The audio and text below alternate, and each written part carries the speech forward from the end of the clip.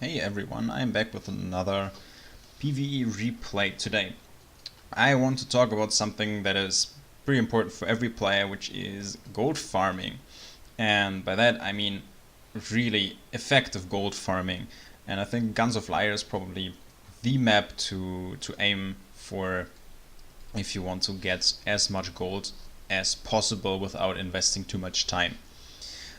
This expert map can be speedrun pretty quickly, and it will consistently drop very rare upgrades. So once you obtain all of them, you will get like more than 10,000 gold per run, which is lasting less than 10 minutes. Like you can do this in like 6 minutes if you have a team that can do this with you. And I will show you the strategy to obtain this 7 minute Guns of Liar finish.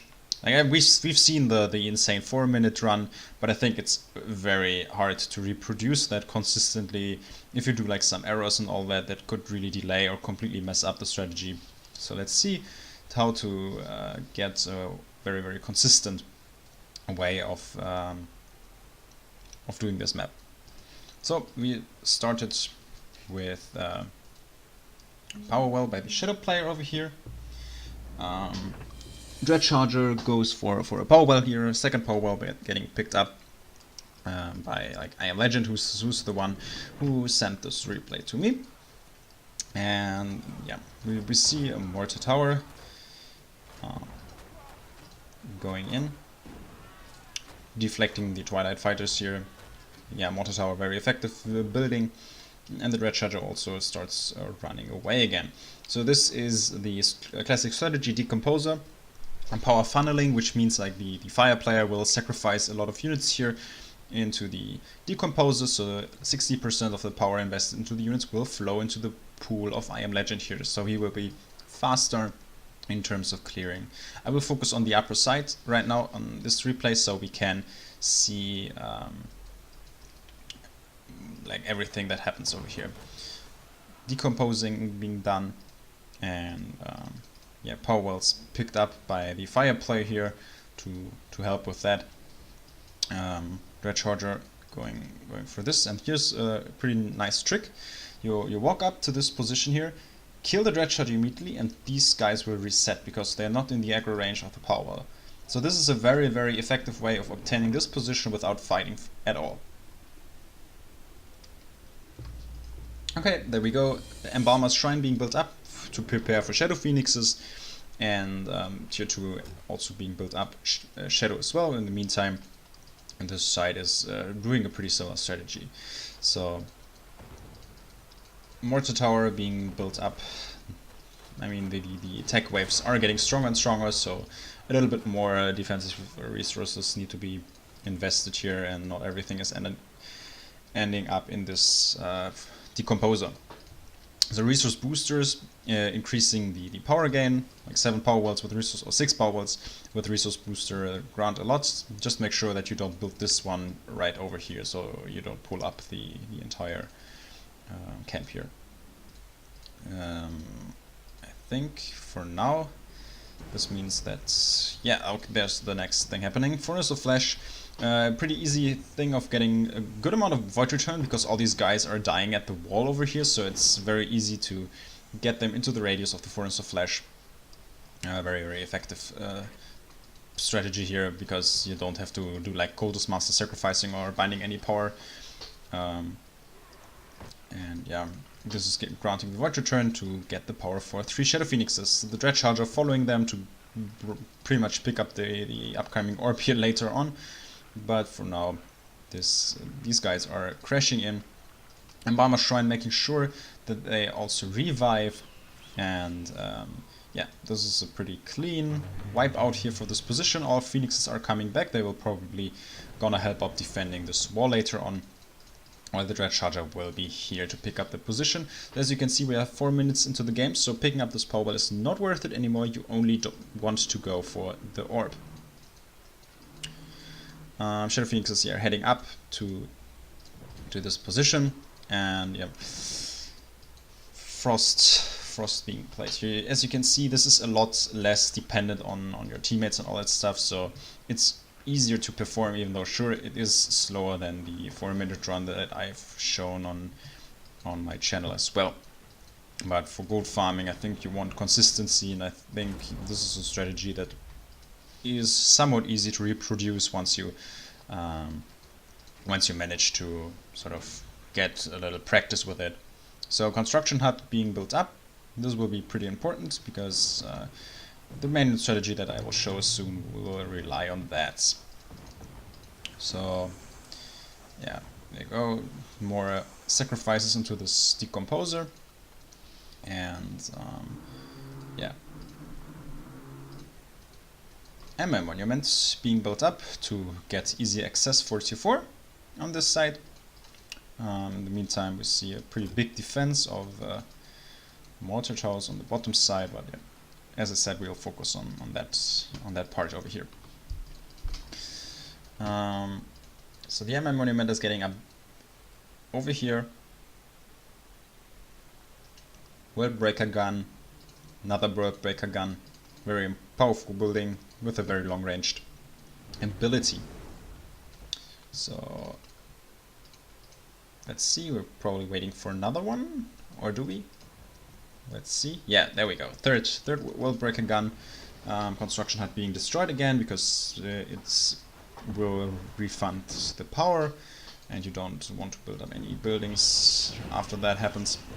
So right here, the Shadow Phoenixes come in to deflect this pretty powerful wave here. This is important. All of them are activated already in their ranged mode to get that powerful attack, and the Sky of Sage being used to make sure that these guys deal even more damage. So 100% extra damage onto the ability, which already does huge amount of damage. You can see like 13,200 in total. Like this buffed up by 110% is so much. Right here we see the Dread Charger walking up, and we see an Ice Tornado. Is this enough to get to kill the Twilight Manifestation? It seems like it is. So there we go, final building destroyed. So this triggers the final wave onto the top side, and right now we can see the activation of the World Breaker guns going into this. So Soul Shatter making all these guys also to these bomb targets, and there you go, boom. Everything that's pretty clean, clean wipeout for the World Breaker gun. So the map still isn't finished because this Twilight Manifestation still is up, but if you have like two positions that can reproduce the strategy, you can easily have a team that's that does this in like 7 minutes, as you can see. So on the other side, same strategy for now. World Breaker guns are getting built up. They were a little bit more relaxed on this side, not as fast, but that's totally fine. You can see both. The strategy works pretty much the same on that side here. You can see the map is pretty symmetric, and you can also do the orb trick here, getting access to the position without pulling any of these camps in. And yeah, there we go. World Breaker guns are ready, and I think we'll see the last waves pretty soon. So Sky of Sages are coming over here to probably support. Yeah, there's the third World Breaker gun speeding things up a little bit, and yeah, Dread Charger walking down here, and yeah, I think that will just be the end of the game. So Rifle Cultists, maybe they want to kill it by the ability, as we've seen in the other video, where they were used with their long range ability to make sure that that this building over here ends up getting destroyed. I think the Ice Tornado is a little faster here. Let's see. Yeah, it is. It's already going down. Yeah, they realized that the work is already done. And yeah, this thing ends up going down, and there comes the last wave.